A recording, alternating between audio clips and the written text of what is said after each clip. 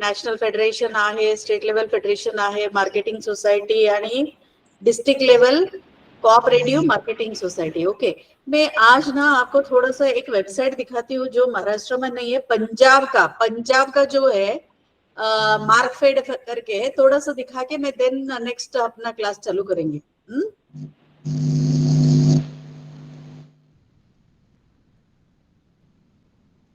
दिख रहा है सबको Markfed? Golden journey of Punjab का है, देखिए।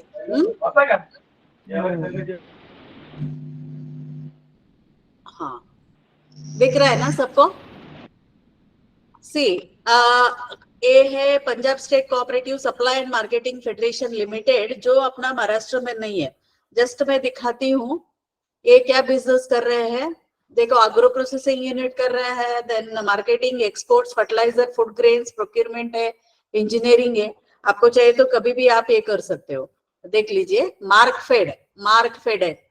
मार्कफेड मतलब क्या है? यहाँ पे Punjab state cooperative supply and marketing federation है, ठीक है। इनका प्रोडक्ट एंड सर्विसेज देखिए, कंज्यूमर प्रोडक्ट्स है, जैसे सोहाना करके रेडी टू ईट है, सोहाना कुकिंग मीडियम है, सोहाना कुकिंग इंटीग्रेट है, ये सभी मैं दिखाती हूँ बाद में।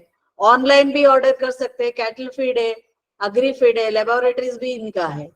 देखिए यहाँ पे पंजाब मार्कफेड जो 1954 में ये चालू हुआ है। मतलब ये देखिए, यहाँ पे बोलते हैं एक 3 एम्प्लॉयज मिलके 13 जो है मेंबर मिले के एक बाइसिकल में उन्होंने चालू किया था। शेयर कैपिटल उनका था 54,000 था, ठीक है। आज इसका टर्नओवर अगर देखेंगे, एशिया में क्या है, लार्जेस्ट मार्केटिंग कोऑपरेटिव है। जो अपना महाराष्ट्र में मार्केटिंग कोऑपरेटिव उतना अच्छा नहीं कर रहे काम, इसलिए मैंने सोचा ये वेबसाइट आपको दिखाओ। टोटल एनुअल टर्नओवर देखिए ना, 22,883 करोड़, 22-23 का इनका है। 22 डिस्ट्रिक्ट में काम कर रहा है, 100 इनका ब्रांचेस है इनका। और इनका total number of cooperative society अगर लेते हैं 3015 है, जो है इसमें काम कर रहा है। यूजुअली इसमें कौन कौन है, किसको बेनिफिट मिलता है? यहाँ पे शेतकरी को मिलता है, ठीक है। मार्कफेड का अगर हम देखते हैं, देखिए ये आप उनका ये है, ब्रांड्स है, ब्रांड के द्वारा क्या कर रहा है ये अपना, जैसे सोना बासमती राइस है, सोना आधवर राइस है, क्योंकि पंजाब जो है राइस ग्रोअर ज्यादा है, इसलिए इनका अलग अलग प्रोडक्ट आप देखते होंगे, ठीक है। देखिए ये उनका ही खुद का ब्रांड है, बासमती राइस का ही ज्यादा है, मटर पनीर का है, पालक पनीर का ब्रांड है, ब्लैक चना का है। रेडी टू ईट पे बोल रही थी ना, इसमें रेडी टू ईट का बात है, क्योंकि वहां पे सरसों का साग ज्यादा है, इसलिए कढ़ी पकौड़ा, ये सभी जो है ना इनका ही ब्रांड है। देख लीजिए, हनी का भी उन्होंने ये किया है। सो आज अगर हम देखते हैं इसका ऑर्गेनाइजेशन, अगर देखते हैं तो 500 प्लस इनका प्रोडक्ट है, 1000 प्लस डोमेस्टिक डिस्ट्रीब्यूशन है, 10 प्लस कंट्री में उन्होंने क्या किया है अपना, जो है क्या कर रहे हैं, 10 प्लस कंट्री में इनका ये हो रहा है। और इतना मुझे लग रहा था कि आपको दिखाए। और दूसरा अभी नेक्स्ट हम लोग देखेंगे अपना कौन सा है आगे का, जो है अपना क्या है,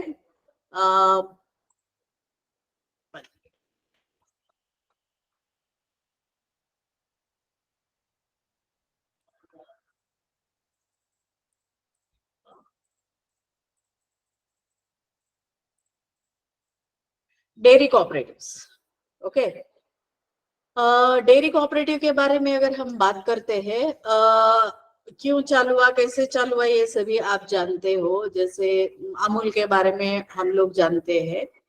क्या हो रहा था गुजरात में कि मिल्क प्रोडक्शन हो रहा था, थ्रू मिडलमैन जो है भेजा जा रहा था, जब मनमानी चल रहा था, तो उस वक्त क्या किया है कि कोऑपरेटिव मूवमेंट को चालू कर दिया। नहीं, थ्रू कोऑपरेटिव बेसिस पे क्या करना है अपने को, क्या है, मिल्क सप्लाई करना है। तो यहाँ पे जो मिल्क कलेक्शन है, प्रिजर्वेशन के बारे में ये आ रहा था, तो डेयरी कोऑपरेटिव का मूवमेंट का चालू हुआ।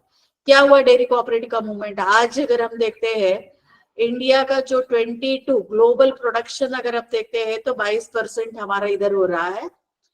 और अगर आप देखते हैं कि वैल्यू ऑफ मिल्क अगर भारत में पर क्या बोलते हैं पर लीटर मिल्क अगर देखते हैं तो उसका क्या है, वैल्यू ऑफ मिल्क जो है राइस या बाकी मीट से भी ज्यादा है। और जो फार्मर को यानी शेतकरीला काय करतात ते उनको क्या कर रहा है, उसको इनकम बेस को बढ़ाने के लिए स्पेशली स्मॉल एंड लार्ज मतलब लैंडलेस लेबर ये जो है एग्री हाउस होल्ड है उनको ये कर रहा है।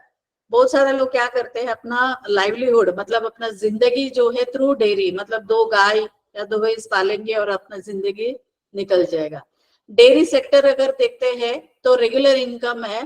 अगर एग्रीकल्चर इनकम क्या होता है, सीजनल, जब क्रॉप आएगा सेल होगा तभी उनका इनकम है। बट डेयरी इनकम क्या है, रेगुलर इनकम है। अगर हम लोग देखते हैं अगर ज्यादा से ज्यादा अगर डेयरी जहां पे है वहां पे क्या होता है, फार्मर का सुसाइड रेट कम हो जाता है।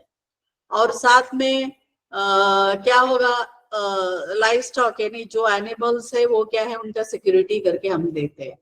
और 70% अगर देखते हैं मतलब ग्रामीण प्रदेश का 70% जो महिलाएं है, महिला का जिंदगी जो है डेयरी यानी डेयरी बिजनेस से ही चल रहा है। और यहाँ पे बहुत सारा चीजें यहाँ पे अगर हम लोग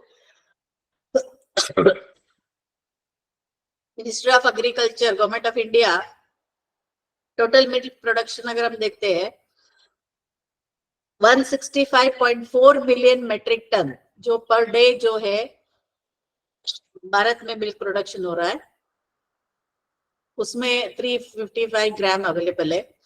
ये डाटा पे मैं नहीं जा रही हूँ मैं अभी।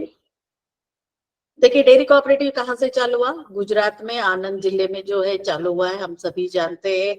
उसका आज भी देखते हैं तो 72 मिलियन जो है फार्मर इसमें इन्वॉल्व है।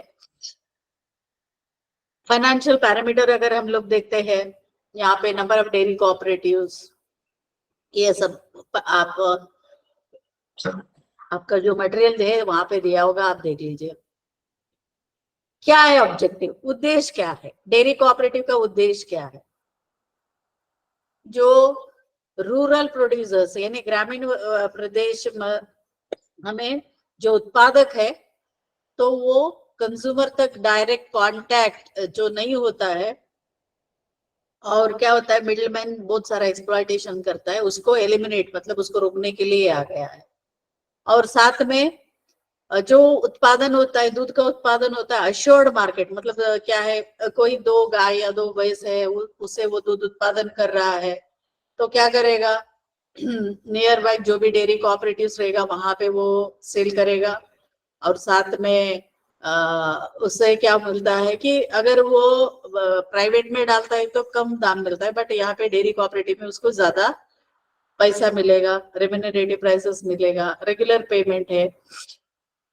और साथ में केवल पेमेंट की बात नहीं है, केवल अगर आप बोलेंगे, आप अगर गांव में हैं तो गांव में आप बोलेंगे कि देखो डेयरी कोऑपरेटिव में कम पैसा दिया जाता है, बट हम लोग प्राइवेट एरर से अगर हम लेते हैं तो वहां पे हम लोग अपना दूध बेचते हैं तो क्या होगा, वहां पे ज्यादा है। बट यहाँ पे हम लोग बिल्कुल कैलकुलेशन नहीं करते हैं, क्या है बोनस है प्लस और भी सुविधा जो मतलब डिस्काउंटेड रेट में जो गाय के लिए जो पैसा दिया जा रहा है, मतलब उसको जो फूड दिया जा रहा है, ये सभी हम कैलकुलेशन नहीं करते।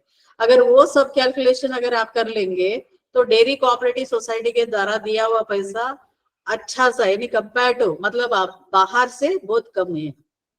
और यहाँ पे देखिए फंक्शनल मतलब स्पेशलाइजेशन, यहाँ पे डेयरी कोऑपरेटिव में भी अपना फेडरेशन है, जैसे प्राथमिक दूध उत्पादन सहकारी संस्था, उसके बाद जिला यूनियन है, जैसे अपने पुणे में कौन सा है कात्रज डेयरी, और स्टेट लेवल फेडरेशन है महाराष्ट्र में कौन सा है अपना स्टेट लेवल फेडरेशन महानंदा है। गुजरात में कौन सा है primary level society district unions है। और उसके बाद GCMF मतलब गुजरात कोऑपरेटिव मिल्क फेडरेशन है।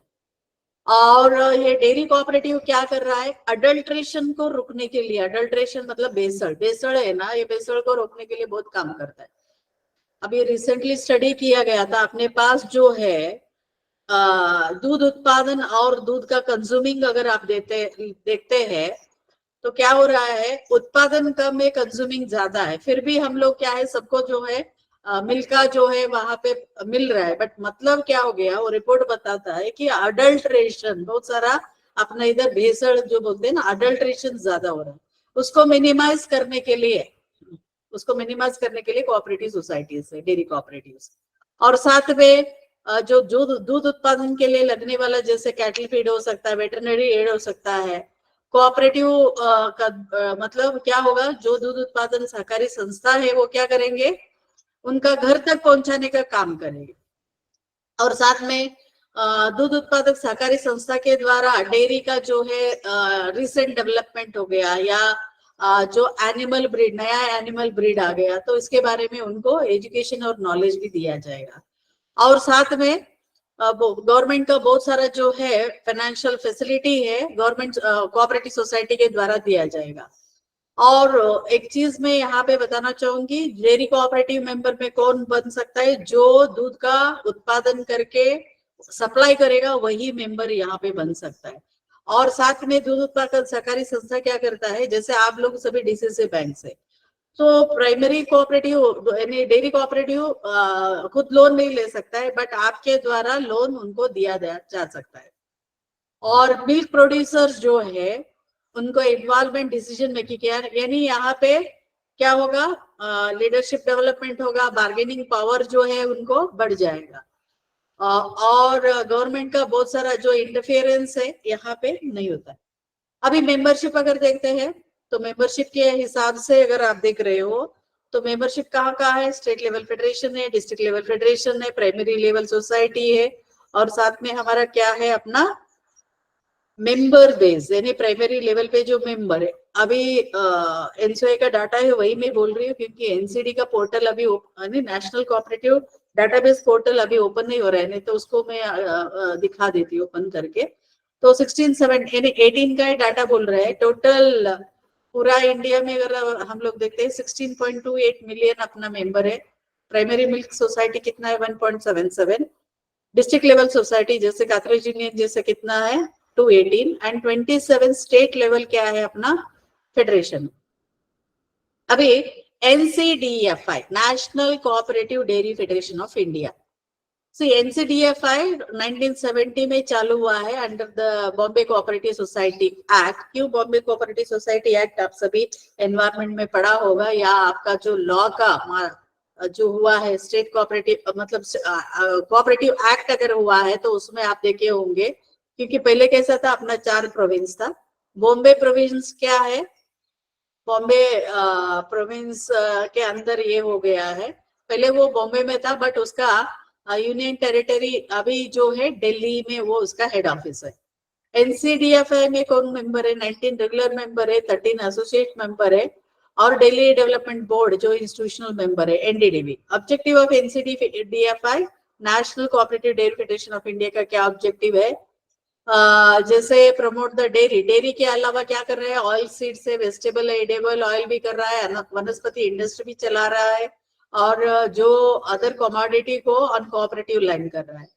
और जो डेयरी कोऑपरेटिव है उसको क्या है, डेवलपमेंट करने के लिए काम कर रहा है, ऑयल सीड का डेवलपमेंट के लिए काम कर रहा है। ये एनसीडीएफआई क्या कर रहा है, मिल्क एंड मिल्क प्रोडक्ट को सप्लाई करने के काम, जैसे कौन सा कहाँ सप्लाई कर रहा है, ये मिनिस्ट्री ऑफ डिफेंस में है, इंडो टिबेटन बॉर्डर पुलिस के लिए, इंडियन रेलवे में, गवर्नमेंट ऑफ इंडिया, ये सभी जो चीजें में एनसीडीएफआई क्या कर रहा है, प्रोडक्ट को भेज रहा है। और एनसीडीएफआई ई मार्केट है उनका, जो कैटल फीड है, एडिबल ऑयल है, पैकिंग मटेरियल वगैरह दे रहा है। और साथ में एक अच्छा प्लेटफॉर्म करके कहाँ पे कर रहा है ये, जो बायर एंड सेलर में जो है, मतलब बायर एंड सेलर में क्या है, बायर कौन है, फार्मर है, सेलर कौन है, ये जो है अपना डेयरी यूनियन, इसके द्वारा जो है ये कर रहा है। एनडीडीबी के डेयरी द्वारा ये क्या कर रहा है कि एक डिस्ट्रीब्यूशन सेंटर इन साबरमती आश्रम जो गौशाला ब्रांड में क्या कर रहा है, ये मतलब मदद कर रहा है। जैसे गाय का अलग अलग ब्रीड है ना, ब्रीड का जो है उत्पादन के लिए इन्होंने मदद लिया साबरमती आश्रम में गौशाला का, और वहां पे वो ही कर रहा है। देन उसके अलावा क्या कर रहे हैं ये लोग?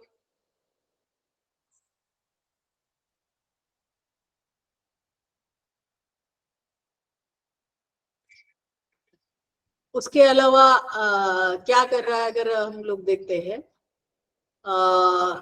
नेटवर्किंग, मतलब भारत का पूरा नेटवर्किंग कर रहे हैं, रिसर्च एंड पब्लिकेशन कर रहे हैं, लाइजनिंग एनडीडीबी के साथ लाइजनिंग कर रहे हैं, और डेयरी डेवलपमेंट के लिए काम कर रहा है, और साथ में ट्रेनिंग है, क्लीन मिल्क प्रोडक्शन के बारे में ट्रेनिंग दे रहे हैं, और साथ में जो है इंटरनेशनल बॉडी में जो है डेयरी का डेवलपमेंट के बारे में बात कर रहे हैं।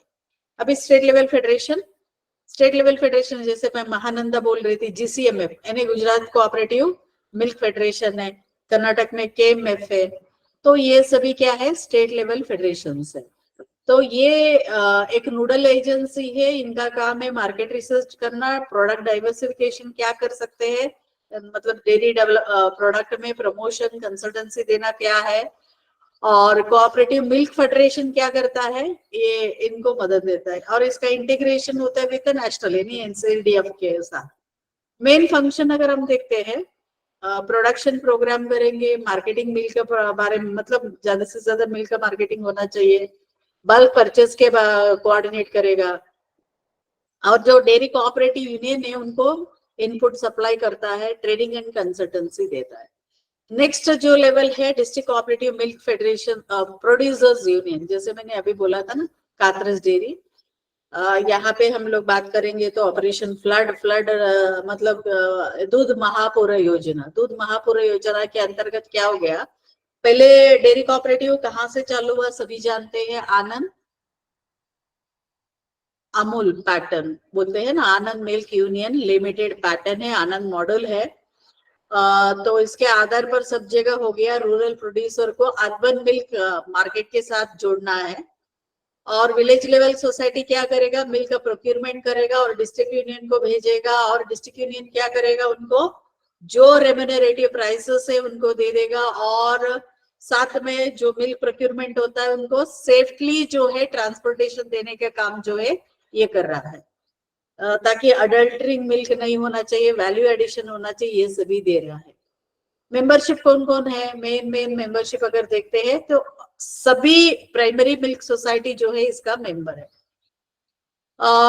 जैसे सुपरविजन, प्राइमरी सोसाइटी का सुपरविजन का काम कलेक्शन ऑफ द मिल्क है, प्रोसेसिंग करना है, मैन्युफैक्चरिंग करना है, रेगुलर पेमेंट जो है प्राइमरी कोऑपरेटिव सोसाइटी के द्वारा देना है, मार्केटिंग लिक्विड मिल्क को मार्केटिंग देना है, कैटल फीड को देना है, टेक्निकल इनपुट्स देना है, वेटरनरी सर्विस देना है, ट्रेनिंग जो है स्टाफ को ट्रेनिंग देने के काम भी करता है, और जो मेंबर है उसको एजुकेशन करने का काम भी करता है।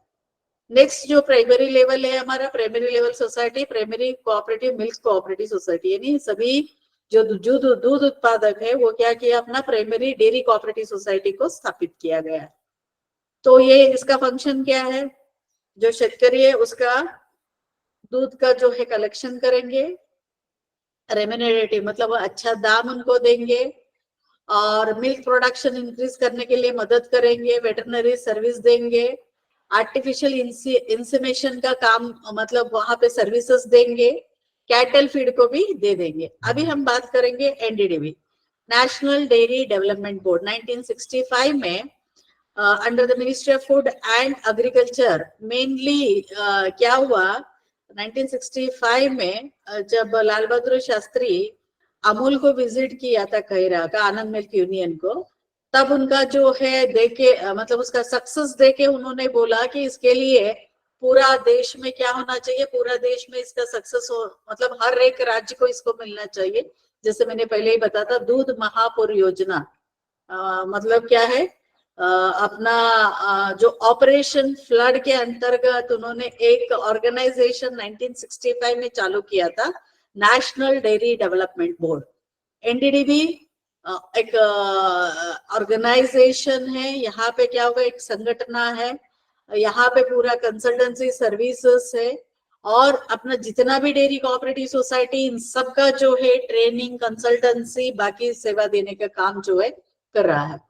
और जैसे मैंने बताया था ऑपरेशन फ्लड 1970 में जो है चालू हुआ। आज अगर आप देखते हैं, अगर कातरस डेयरी हो या गोकुल डेयरी हो या जो भी अपना कोऑपरेटिव डेयरी से, ये पूरा का पूरा जो चालू हुआ ऑपरेशन फ्लड के अंतर्गत।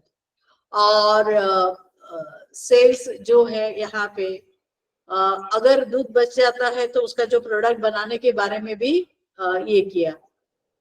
बट ऑपरेशन फ्लड जो है कंप्लीट हुआ 70 में चालू हुआ, 96 में जो है ये मतलब क्या हुआ, खत्म हुआ। अगर हम देखते हैं तो अराउंड पूरा इंडिया में 73,000 आनंद पैटर्न ऑफ मिल्क सोसाइटी है और 9 मिलियन क्या है अपना प्रोड्यूसर्स है।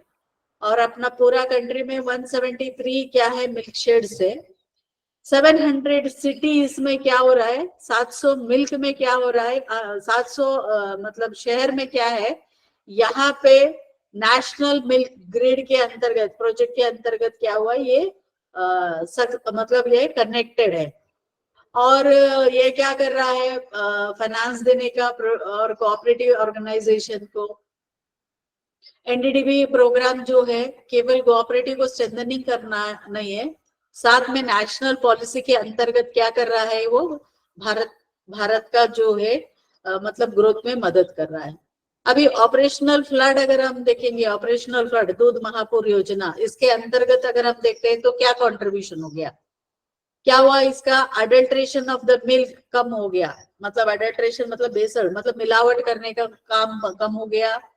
साथ में प्राइसेस को चेक करने के लिए दिया, सप्लाई चेन को बढ़ा दिया गया है, कंज्यूमर तक जो है पहचाने मतलब पहुंचाने का काम भी किया। और हमारा जो शेतकरी है, शेतकरी को अच्छा प्राइस देने का काम कर दिया है। और विलेज लेवल पे गरीब को हटाने, गरीबी को हटाने का काम, यानी पॉवर्टी एविलिएशन का काम भी किया है। और साथ में सोशो इकोनॉमिक डेवलपमेंट किया, गारंटेड सामाजिक आर्थिक प्रगति गारंटेड किया है। और लार्जेस्ट अगर हम देखते हैं कि आज भारत में लार्जेस्ट मिल्क प्रोड्यूसर्स अगर देखते हैं तो भारत में सॉरी पूरा वर्ल्ड में भारत ही क्या है, वर्ल्ड लार्जेस्ट मिल्क प्रोड्यूसर्स है, क्या है, नेशन।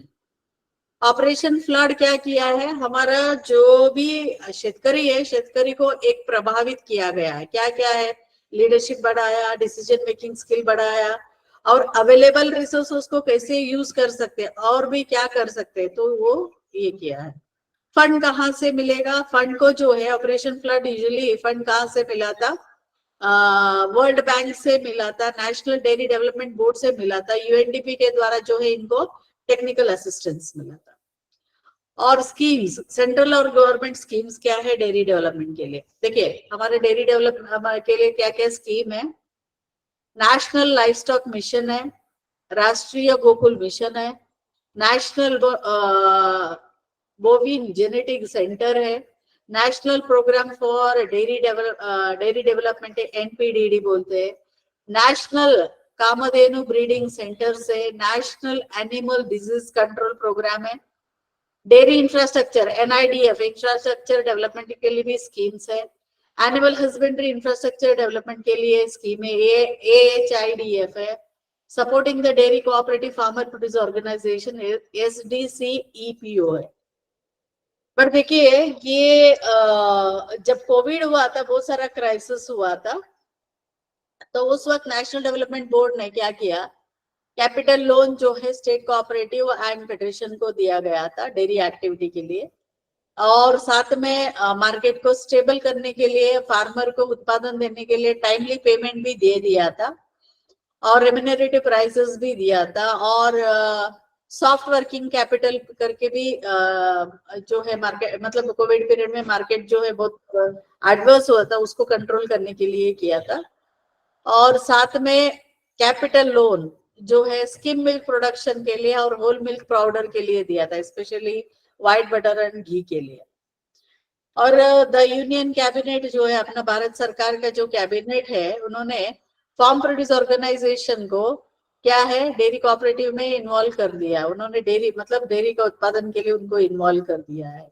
तो इसको 21, 22 और 25, 26 तक 500 करोड़ 500 करोड़ इनको मिलेगा। अभी हम लोग ब्रांडिंग के बात अगर करते हैं तो पूरा देश में बहुत सारा ब्रांड है हमारा, महाराष्ट्र में ब्रांड अगर कात्रज है, और क्या है अपना गोकुल है, विकास है, वैसे ही अपने देश में सुधा सुधा मतलब विजया फ्रॉम आंध्र प्रदेश, सुधा बिहार का है, मिल्मा केरला का है। और एक चीज मैं आपको बताना चाहूंगी, मिल्मा अभी क्या कर रहा है, इंटरनेशनल लेवल पे जा रहा है। वो जो है इंटरनेशनल मतलब टाई अप करते अपना प्रोडक्ट जो इंटरनेशनल बेच रहा है।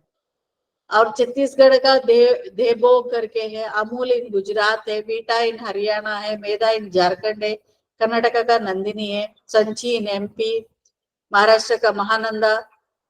ये क्या है, महाराष्ट्र का महानंदा, ये स्टेट लेवल फेडरेशन का ये है। ऐसा अलग अलग जो है, जैसे ओमफेड इन वरिशा, गोवा का गोवा डेयरी है, ये सभी जो है ना, ये अपना स्टेट लेवल का जो है सफल वगैरह जो है हम लोग देख रहे हैं। अगर डेयरी कोऑपरेटिव हम देखना चाहेंगे तो क्या क्या प्रॉब्लम है, इनको इश्यूज एंड चैलेंजेस क्या है, प्रॉब्लम्स क्या है। देखिए, लो वेस्ट अगर हम भारत का एनिमल लेंगे, जिसमें बफेलो हो सकता है, गाय भी हो सकता है, तो प्रोडक्टिविटी रेट बहुत कम है। और डेयरी फार्म करने के लिए बहुत सारा फार्मर नहीं चाहता है, तो इसलिए बहुत लिमिटेशन है यहाँ पे, शॉर्टेजेस हम बोल सकते हैं। और जो fodder and quality of feed, animal के लिए जो फॉर्डर और ये मिलना चाहिए बहुत कम है। Credit supply to the farmer, मतलब टाइमली जो है लोन मिलना चाहिए अपना शेतकरी को, वो नहीं मिल रहा है। और मेडिसिन और वेटरनरी सर्विसेज टाइमली नहीं मिल रहा है। तो ये सभी जो क्या है अपना फार्मर का जो है ये देख रहे हैं। नेक्स्ट हम बात करेंगे वीवर्स कोऑपरेटिव, बुनकर कोऑपरेटिव सोसाइटी। बुनकर कोऑपरेटिव सोसाइटी के बारे में अगर देखते हैं तो हैंडलूम एंड इंडस्ट्री है, इसमें आप देखोगे कौन कौन होगा, क्राफ्ट्समैनशिप होगा, या बाकी जो है यहाँ पे आप देख रहे होंगे। मैं आपको एक वेबसाइट में लेह लद्दाख में चालू हुआ वो एक मतलब वीवर कोऑपरेटिव सोसाइटी, उसके बारे में एक वेबसाइट शायद आपने नहीं सुना होगा, उसके बारे में मैं आपको